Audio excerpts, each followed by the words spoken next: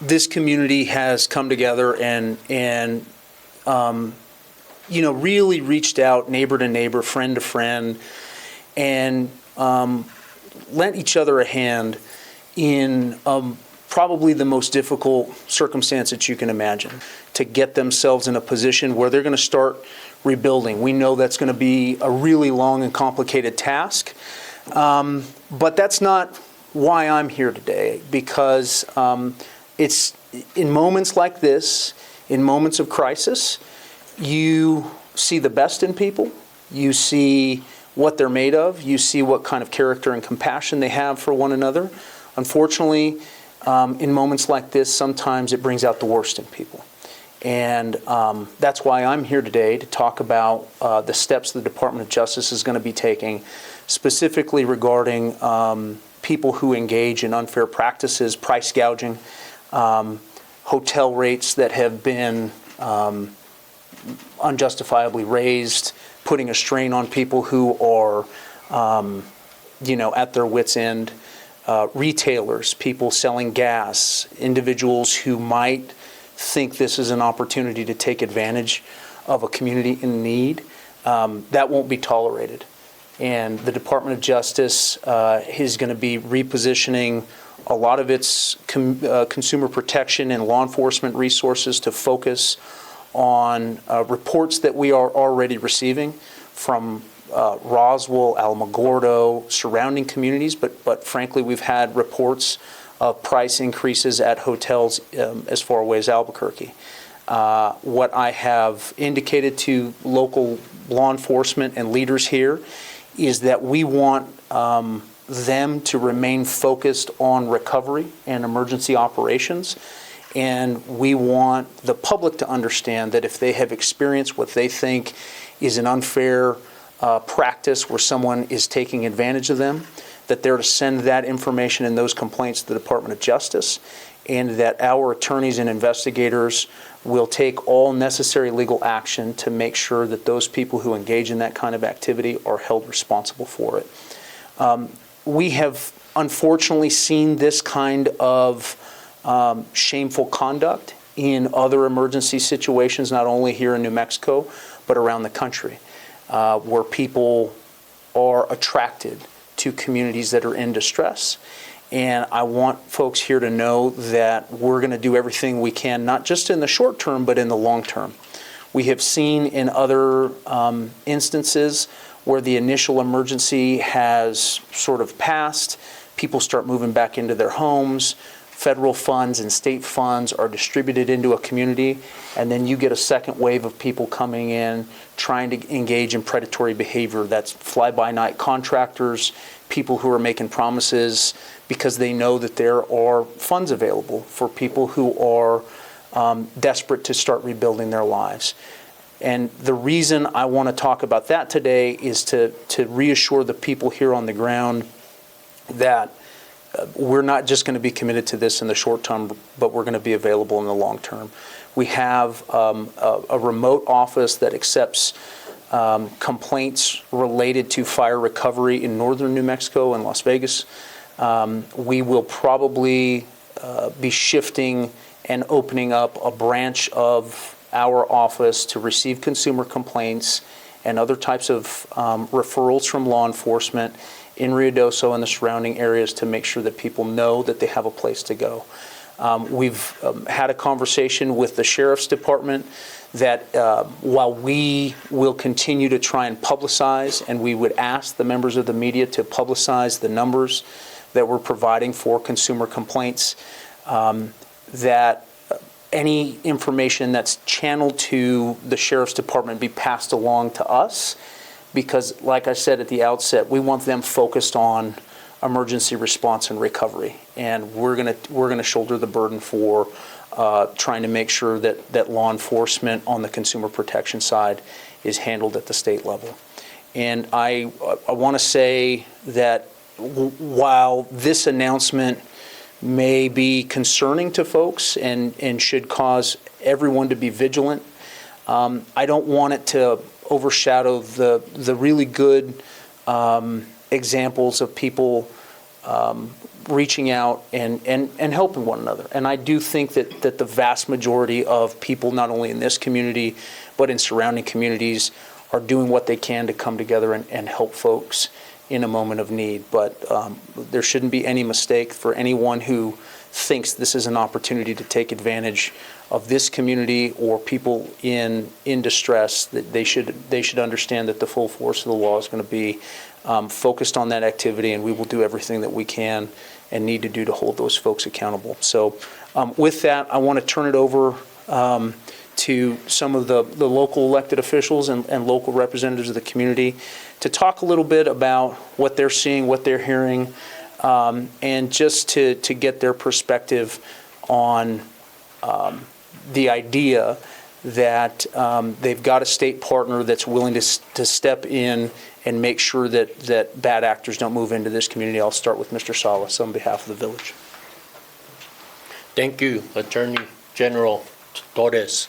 Rifle Salas, Mayor Pro Tem for the village of Ruidoso. And yes, it has started to surface its roaring head of cheating people out of their hard work funds and taking advantage. So we ask you, residents of Ruidoso, Lincoln County, anyone, if you felt that you had any type of price gouging from, as the AG said, from food to hotels, all those, gas, please contact the AG's office. They will provide you with the number to get directly. As he mentioned earlier, our resources are limited as far as our police and phone bank, so please directly contact their office. Thank you.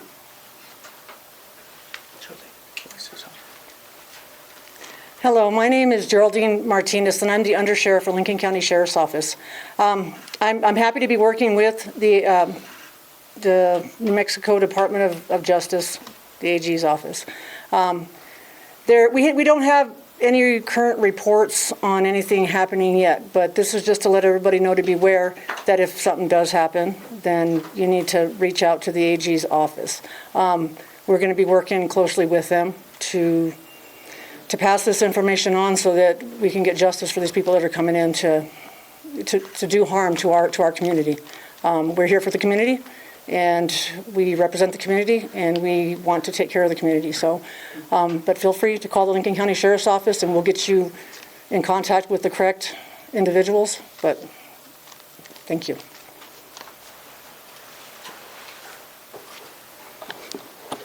Sorry about that. Randall Camp. I'm the Lincoln County Manager and Attorney General.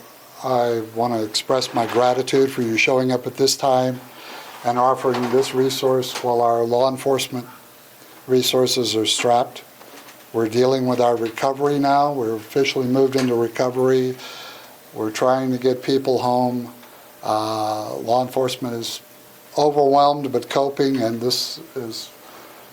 we really appreciate that, because we know that the predators will move in, and this is like a welcome relief for us, because we're dealing with a lot of other issues in the recovery. And once again, thank you, sir. I really appreciate it. Thank you. So I know there may be a lot of questions that are related to emergency operations and recovery. I don't want to sort of overwhelm our local leaders. They've got a lot of things that they've got to handle, but if you have questions specifically about price gouging, fraudulent activity, or the kind of predatory behavior that we're focused on here today, I'd be happy to answer them. Yes, sir. What's the highest, have you heard certain numbers, how much price, what's the most expensive you've heard? Yeah, so I can't get into the exact details right now, but I can tell you that the first reports to reach our office were directly related to a substantial increase in the nightly hotel rates in the Roswell area, and that will be the first place that we will be initiating in active civil investigations at this point. I don't think there's a sufficient evidentiary basis to initiate a criminal investigation, but by week's end there will be, I would imagine, several hotels in that community that are contacted by our office. And one of the things that should be noted is that under the Unfair Trade Practices Act and state statute, we have broad authority to investigate any unconscionable business activity, any activity where it looks like someone is using their market power to take advantage of people. And that includes issuing what are called civil investigative demands. We can actually demand information from businesses about what their rates were a month ago and what their rates were last week and today. And we will ask for a justification for any increases in those types of practices that have been engaged in. Malika, you're next. It's kind of similar to that question. Roswell and Alamogordo, they're kind of known for tourists and having a bunch of tourist attractions. I know next week Roswell is going to have the UFO festival, which brings in thousands of people. Is there any way to differentiate, if they raise their prices, now between price gouging? So one of the things that we're able to do is we look back at historic economic patterns, right? So the example of having peak tourist events and things like that naturally draw a recurring level of activity. There is always going to be, in a tourist destination, some variability in the prices that people get charged. And that is something that is normal and not something that will be subject to an investigation. But if there are substantial price increases that don't correspond to something like that and correspond to instead evacuation orders coming out of the village, that's something that the law will not allow, and we have the ability to go and recover monies, which is why I want people not just to give us tips and leads and provide information about future activity, but even activity that's occurred in the last 2 or 3 weeks. I mean, people are really desperate right now. Every last dollar counts. Every ability to take care of themselves and get their lives put back in the right direction is something that they need to have that peace of mind that somebody's going to be there to try and help in that moment. We have the ability to try and recover those monies. So it's incredibly important for people to understand that there is a place for them to go with those kinds of concerns. So there's a lot of debate on social media whether if this is something legal or illegal. Can you answer what the current law is, and if the hotel is found guilty, what are the penalties? So we have the ability to actually recover monies for any unconscionable or unlawful trade practice. I don't want there to be any ambiguity on this point. It is unlawful under New Mexico law to engage in a deceptive or unconscionable business practice, especially with respect to one that is connected to a natural disaster, an emergency of this kind. And look, if the businesses in these communities think they can justify the practice, they'll certainly have the right to contest the findings that we have, and we'll have the opportunity to make a case in front of a jury of their peers, and they can justify to the members of Lincoln County or Chaves County why they suddenly decided to raise the prices of the services that they provide to the community, and I'm sure the community in its wisdom will provide the kind of guidance that they need. But it's clearly unlawful to engage in price gouging or fraudulent activity. And that's why we're here early to try and send a very strong signal to any business leader who's engaged in that activity. They need to cut it out, and they're going to be held responsible if they don't. Yes, sir. Is there a certain percentage that constitutes price gouging? And if so, or if not, does New Mexico law need to be more specific when it comes to protecting consumers when it comes to price gouging? So I'm glad you raised that. There is no bright line in terms of the percentage of increases. The law in this space doesn't really operate in that way. It's very fact specific. And look, like I said before, if a hotel owner or a retailer, a gas retailer, can justify what they're doing based on basic market practices and the demands of the market, then we'll certainly take that into consideration. And In other words, I'm not concerned about marginal things that are within the normal standard of practice for any retail business. I'm thinking specifically about a hotel chain that suddenly doubles its rate or engages in really substantial increases in prices. But the law allows for a fair amount of discretion on our part to determine whether and when someone has engaged in these practices. One of the things that I have asked my team to do, which we don't currently have in New Mexico, is a more robust authority whenever the governor, in this instance, issues an emergency declaration. There are other states that have more clearly delineated authorities for consumer protection and to prohibit price gouging at the outset. That's something that I've asked my team to look at, and it may be something that we put in front of the legislature in the next 60-day session as a component to the kind of emergency response that I think communities across the state would benefit from.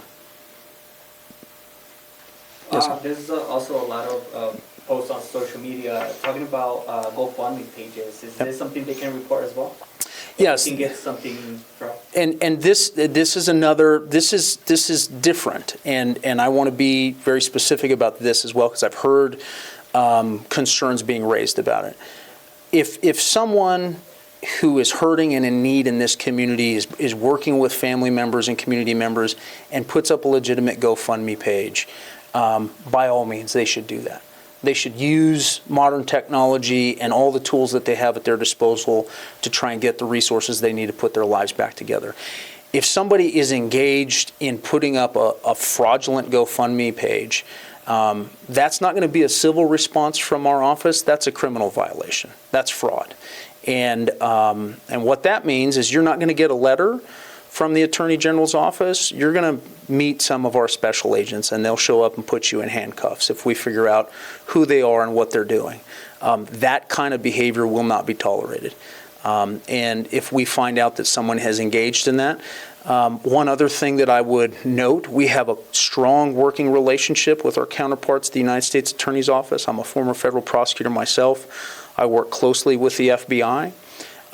Anyone who is engaged in that activity should be aware that if you engage in fraud by using means of interstate telecommunication or a GoFundMe site, in other words, you're facilitating fraud over the internet, you're committing a federal crime. And I won't hesitate to refer any of those matters to my federal counterparts who, let's just say, have more substantial penalties at their disposal. Time for one more question. All right, thank you so much. In closing, I would just urge you and remind you, if you would do everything that you can to share both the phone number and the URL so that citizens in the community, and more importantly, not just citizens that are recovering and coming back to Ruidoso, it's everyone in the surrounding communities that needs to understand what an important priority this is for our agency and for our people. So thank you very much.